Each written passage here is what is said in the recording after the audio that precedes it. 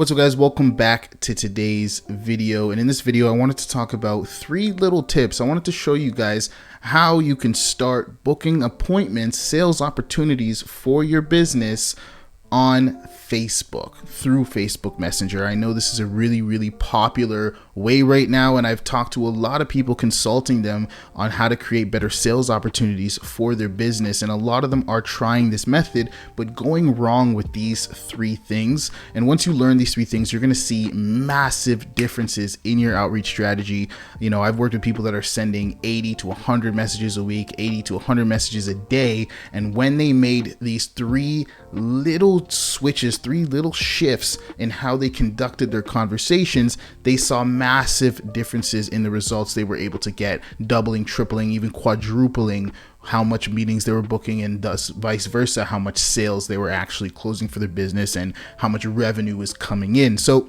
jumping right into it, the first tip I wanted to talk about was find something to connect on. So many people are spamming their messages out, spamming long paragraphs about what they do, long paragraphs about me, this is what I have to offer.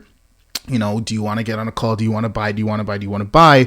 And they're getting met with a lot of negativity. And one solid way to avoid all that is finding something of commonality or finding something to connect on, because the goal with that first initial outreach message is to get the response, is to get a reply from the prospect. So if you can talk about something like congratulating them on some success they just posted on their timeline, talking about a post they just put out, if they put out some value, some knowledge, some education on their platform, talking about how, you know, their story or their post of value was awesome and how it resonated with you and how it was something that you connected with, and sharing some of your own insights on it, really connecting in a way that seems natural and doesn't come across as someone who's spamming messages out to 50 to 100 people a day and just hoping, you know, spray and praying that one person responds. So finding something to connect on will be huge for your outreach strategy, especially if you're in a highly sophisticated market. So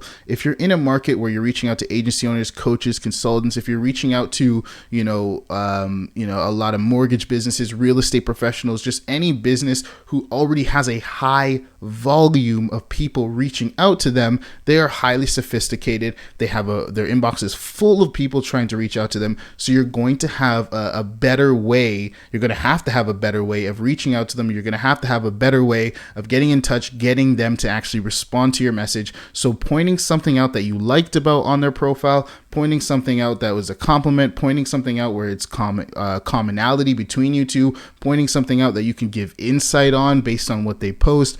All of these things are going to help your strategy tremendously, because they're going to respond to natural conversations. It's going to feel like a breath of fresh air. It's going to feel very welcoming from you and them, because they don't want to respond to spam conversations. So tip number 2, now that you're in the conversation, you've already gotten started, you found a way to connect, you found a way to get into that inbox.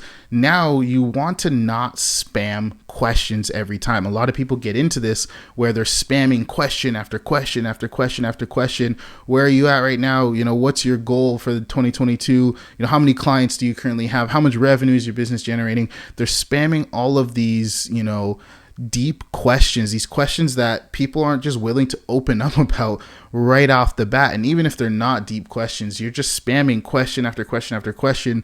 What I like to do in my strategy is ask a question, then make a statement. And the way you can tell that a conversation is going well and you had a really good opener is if they're responding to your statements and they're asking you questions, or they're going out of their way to facilitate the conversation and not responding with one-word answers. They're actually sending you back paragraphs. They're sending you back long text messages showing that they're engaged in the conversation, showing that they actually want to be having the conversation, or you said something of interest to them. So I like to ask a question And when they respond to that question, my next message is going to be a statement about their response. And hopefully that statement is good enough to warrant a big response from them as well. That's how I know a conversation is going well. And when they respond to that statement, I'm going to ask another question to keep the conversation going. Or if they start facilitating asking questions and the conversation is really good, sometimes I won't even have to ask another question and I can just keep making statements. And then they're going to be showing a lot of interest in the conversation. But generally, you want to kind of follow the pattern of question, statement, question, statement, question, statement, and then you're good to go. This is going to help you learn a lot more about them, which is moving on to number 3. Find a need before offering the call. A lot of people, they have their script, and no matter what happens, they offer the call, even if that person is not qualified, or even if that person is not someone who even needs your service. You want to find a need before offering the call, because then you come off as, one, your show up rates are going to be a lot better, and you won't come off as someone who's just, again, spamming, looking for someone to take that call, looking for someone to get on. And then your calendar will be full with a bunch of non-quality calls or people that just won't show up to them. So you really want to make sure that you find that need, get them to admit to something, get them to admit to a pain point before you offer the call. And that's where expert questioning comes into play. And if you guys want me to do another video on great questions to extract pain in messenger conversations, I can do a video on that as well. But just letting you know, just for this video to be short and sweet, 3 little tips. Third one is find that need. Find something that you can help them on, because that's going to put value into the call. Instead of saying, hey, do you want to get on a sales call so that I can sell you my service, versus them explicitly saying, you know what, I've been struggling with this. And then you offering the call saying, hey man, I could give you some real insight on that. I could really help you solve that problem. Do you want to hop on a call and talk about it? They're going to be a lot more willing to get on, because there's a value in that call. There's a reason for them to be getting on that call. You're offering them something they already explicitly stated that they want. And then you follow up with my sales call framework that I'll link right here, where I talk about how you can actually give real strategy on a strategy call to get people to enjoy your calls more, to see, more credibility in what you're doing, and to actually, get value from the call, so that you're not just sounding like a pitch fest or someone that's only interested in money, showing that you actually care about the person and their problem. It's totally okay to actually help someone on your sales calls. I preach that all the time, but I know this video is not about that, or else this is going to be an extra 20-30 minutes. Just watch that video, see what I'm talking about when it comes to the awesome, perfect sales call structure, where you're going to be getting paid on the call with people that are excited and happy to work with you. Other than that, I hope you found those 3 tips helpful. When you're starting your messenger conversations, find something to connect on. Don't just spam questions, and find a need before offering the call.